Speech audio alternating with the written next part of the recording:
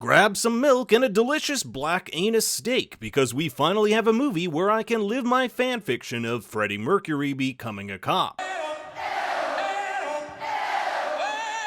The Little Things is Warner Brothers' first feature releasing on HBO Max after it was announced their entire 2021 slate would be available online. So in this video we'll be looking at the film's ending, all the clues as to who the killer or killers are, and explaining the significance of that red beret. But before we get into it, make sure to like and subscribe so I can appease my last remaining serotonin. Well, look at this, a movie where Denzel Washington plays a cop. I'm the police! I run shit here! Meet Joe Deacon, and it's no coincidence his last name is named after someone who works for the church. The movie is filled with Christian symbolism like crosses and angels. Word to the wise, Jimmy, stay out of the angel business. Deke has tried to be that angel for a group of girls who were found murdered 5 years ago, a case that has literally haunted him as he is visited by their ghosts in an apartment named after Saint Agnes, who just happens to be the patron saint of girls. Notice the green lighting used in this scene, green often used to depict sickness. As we'll learn later on in the film, the events that happened to him in this case caused him to lose everything, his wife, job, and everything he holds dear. But a sickness eats away at him, and that sickness is the secret he holds within, the pain of knowing that he was the one responsible for killing one of the 3 girls years ago. An accidental shooting that was covered up by him and his friends. A man who was supposed to be an angel became a killer. That's why he warns Jim to stay out of the business. And Jim is the perfect foil for Deke. He's basically what Deke was years ago. He has a loving family, is a star detective, but if he keeps up the way he's going, he could lose everything that Deke did. And Deke sees this. That's why at the end of the movie he helps cover up Jim's murder of Albert Sparma, played by Jared Leto, and more importantly why he gives him the red beret. But I'm getting a little ahead of myself. In order to really understand this ending, we have to look at the film's main suspect. Is he the real killer, or is he a mentally disturbed man who enjoys the thrill of being thought he's the killer? I'm going to outline 17 clues that point to him being the killer as well as the evidence against him. So I want you to think, if you were on a jury and had this man's life in your hands with the evidence given to you, would you convict? Without further ado, here are the facts. First is Albert Sparma's job, an appliance technician, something that allows him to easily get work and quickly pack up and move from city to city. This will be important in a bit. We see in the film that one of the killer's first victims was a young woman whose fridge had not been working. That's why the super called a technician from a nearby appliance repair shop. And guess who just happened to be working at one of these shops? Albert Sparma. When Deke visits the repair shop, his eyes lock on a spool of wire. This same type of wire was used to tie up one of the victims. Then there's the carton of milk. All the food in the fridge had gone bad on account of the fridge not working, yet there was some milk that was still fresh, meaning that it was the killer's. And what does Deke find in Sparma's garbage? A carton of milk, although it is a different brand. There are also a number of items Deke finds while illegally searching Sparma's apartment. This includes a pack of Busch beer, the same brand that was found in our victim's apartment. There's also a knife with the tip notched off. We know the victims were stabbed to death, although there is no indication these stab wounds had lacerations indicative of a sawed-off tip. Sparma's apartment is also filled with books about serial killers. One of these books is called Flick Story, which is the true story of a French police detective in a battle of intellect between him and a murderer. Kind of like what's going on between our detectives and Sparma. Albert also calls himself a self-proclaimed crime buff, and there are a weird collection of videos with names like Evelyn and Harriet taped to the side of them. We never get to see what's on these tapes. It could be that he just has a fetish for videotaping women. We see him frequent a strip club and give a group of prostitutes some fast food dinner, so we know he's around women of the night. The women killed in the initial murders when Deke was detective also happened to be prostitutes. The murders also happened to stop when Sparma moved for a few years out east to Detroit, and a murder in Detroit with similar characteristics as the ones in California happened during this time. Listen to one of the technicians in the background here talk about it being like one in Michigan. Starting to look a lot like Illinois.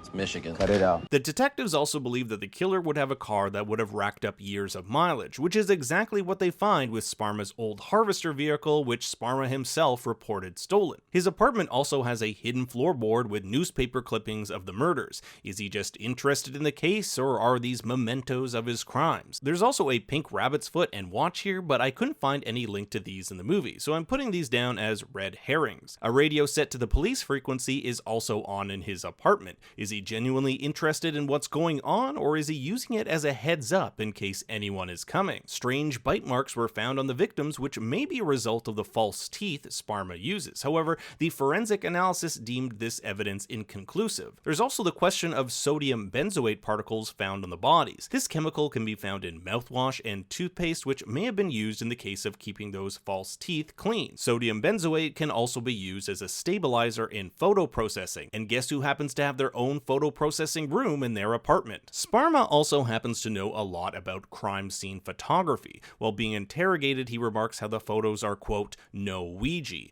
Ouija was the pseudonym for famous photographer Arthur Fellig, who followed New York's emergency services in the 30s and 40s. His photos depicting the brutal reality of crime, injury, and death. Also during this interview are two really creepy things. One, he's shown a picture of a woman who he assumes correctly is dead, a fact only the police know. Then he gets an erection while looking at the crime scene photos. It's surmised by Deke early on that the killer gets sexually turned on while committing these crimes. The killer even shaves his victims' legs after they're dead. During the autopsy, it's recorded that one of the victims' final meals was roast beef. Here we see Sparma heading into a shop that sells, you guessed it, roast beef. The final clue is where Sparma just happens to stop when Deke is tailing him, right near the exit where one of the victims was found. Now, I presented you with 17 different clues that could implicate Sparma in these murders, but it's important to note that all of these are circumstantial. There is no hard evidence like fingerprints, DNA samples, although that may have been harder back in 1990, or security camera footage that could definitely prove he's the killer. So now I'm going to focus on some of the evidence that hinted him not being the killer. 8 years ago, in 1982, Sparma signed a confession that he was responsible for a murder, only for the police to discover he couldn't have been the killer.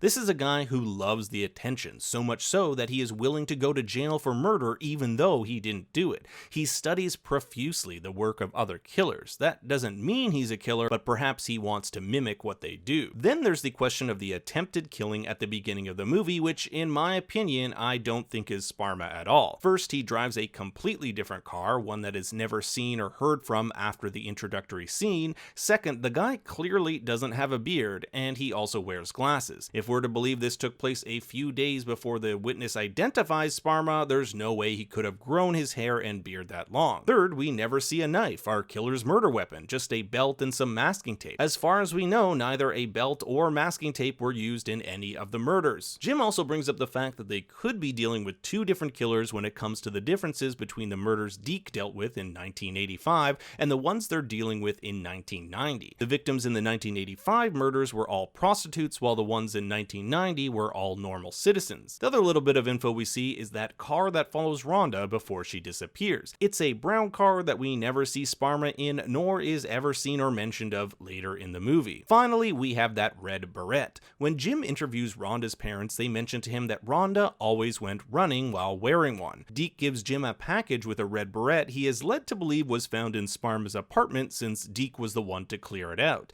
This would confirm that Sparma was the killer. Deke knows the pain of what it's like to live knowing you took an innocent life. By giving Jim this beret, he's taking Jim's pain away. The pain of not knowing whether his murder was justified. Jim can now go on living his life guilt-free, knowing he killed a monster, even though we the audience still aren't sure if Sparma did it or not. In this way, Deke becomes like an angel to Jim, watching over him, just like angels watched over Deke throughout the film. The film is also set in the City of Angels. It's ironic then that he gives him a message that says no angels. Perhaps he's saying there's no such thing as angels out there, just like he told Jim earlier that there might not be a god when he sees all the crime and violence out in the world. He also told Jim not to be in the angel business. So the ending leaves us with this sense of ambiguity. There are a lot of clues out there, but I leave you with this question. If you were on the stand and had to judge Albert Sparma's innocence, what would your decision be? Let me know in the comments below. Thanks for watching, everyone. Please make sure to like, subscribe, and share to help the channel out. And for more bad takes, you can always find me on Twitter and Instagram at ThinkStoryYT. Until next time, remember, Daddy loves you very much.